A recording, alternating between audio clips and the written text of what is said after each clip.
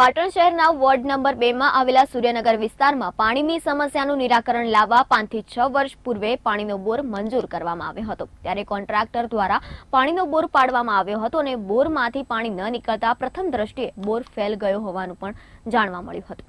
ત્યારે આ કોન્ટ્રાક્ટર દ્વારા પાડવામાં આવેલો બોર ફેલ ગયો હોવા છતાં પણ જે સમયના વોટર વર્કર્સના ચેરમેને કોન્ટ્રાક્ટરને બિલ ચૂકવી દેતા સામાન્ય સભામાં પણ આ પ્રશ્નો ઉઠ્યા હતા। ત્યારે આ બોર છેલ્લા અઠવાડિયાથી પાણીનું કોઈપણ પ્રકારનું ટેસ્ટિંગ કર્યા વગર જ કાર્યરત કરાતા આ બોરમાં ખારું પાણી આવતા સ્થાનિક લોકોને આ પાણી ઉપયોગમાં લેવામાં અનેક તકલીફો ભોગવવી પડી રહી છે। ત્યારે આ પાણી ઘર વપરાશમાં લેવામાં આવતા સ્થાનિક લોકોને પેટના દર્દો સહિતની જમવા બનાવવામાં પણ પાણી વપરાવવામાં આવતા રસોઈ યોગ્ય ન બનતી હોવાનું સ્થાનિક લોકોએ જણાવ્યું હતું। ત્યારે ચૂંટાયેલા કોર્પોરેટરોએ આ વિસ્તારની મુલાકાત ન લેતા સ્થાનિક લોકોમાં રોષ જોવા મળ્યો હતો અને હવે ચૂંટણી આવશે ત્યારે વોટ લેવા આવતા નેતાઓને ખાડાનો હાર પહેરાવીને વાત કરી ધોકાવાળી કરવાની પણ ફરજ પડશે તેવું સ્થાનિક મહિલાઓએ આક્રોશપૂર્વક જણાવ્યું હતું। તો સ્થાનિક મહિલાઓએ વોર્ડ નંબર 2 માંથી ચૂંટાયેલા 4 કોર્પોરેટરોના છાજિયા લઈને પાલિકા સામે પોતાનો અનોખો વિરોધ પ્રદર્શન કરી ખાન સરોવરથી આપવામાં આવતું પાણી ફરીથી ચાલુ કરવામાં આવે તેવી માંગ કરી હતી।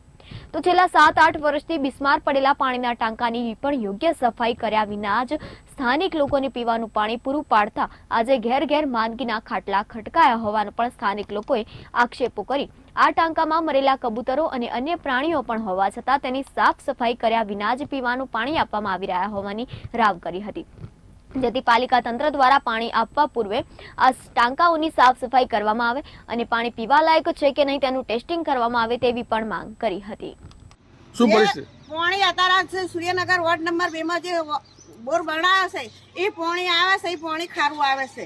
અત્યારે હાથે સોદા પડી જાય, ચા ફાટી જાય, પાણી બીમાર પડી જાય છે, છોકરા બૈરા બધા બરાબર।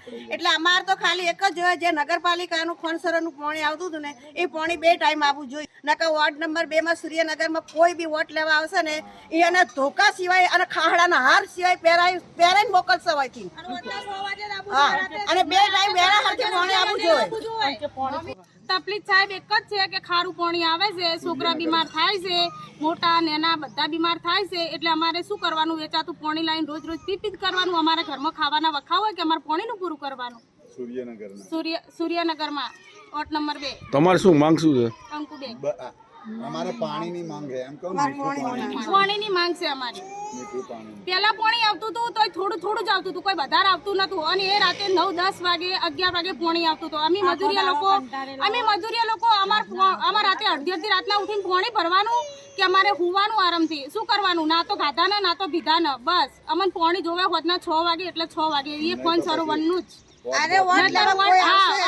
હવેથી વોટ લેવા કોઈ આવશે ને એમના જૂતાના હાર પહેરવામાં આવશે। સૂર્યનગરમાં જે બોર બનાવવામાં છે એ 8-10 વર્ષથી ટોકું અને બધું મર્જર પડેલું છે, બરાબર। સાફ સફાઈ કરાયા વગર આ પાણી ચાલુ કરવામાં આવે છે, જેથી લોકોના સ્વાસ્થ્ય માટે હાનિકર થાય, લોકોને ઝાડા ઉલટી થાય અને બીમાર પડે, ગળું પકડાઈ જાય। એટલે સાથવારે એની તાત્કાલિક નગરપાલિકાની કાર્યવાહી કરવા। પાણીના ટાંકાની અંદર પક્ષીઓ મરી ગયા છે અને એની સાફ સફાઈ કરી છે નથી અને પાણીની અંદર સંગ્રહ કર્યો અને પાણી છોડ્યું પીવા માટે, જેથી કરીને સાફ સફાઈ કરવા એવી કાર્યવાહી થાય એવું મને અંદાજ છે।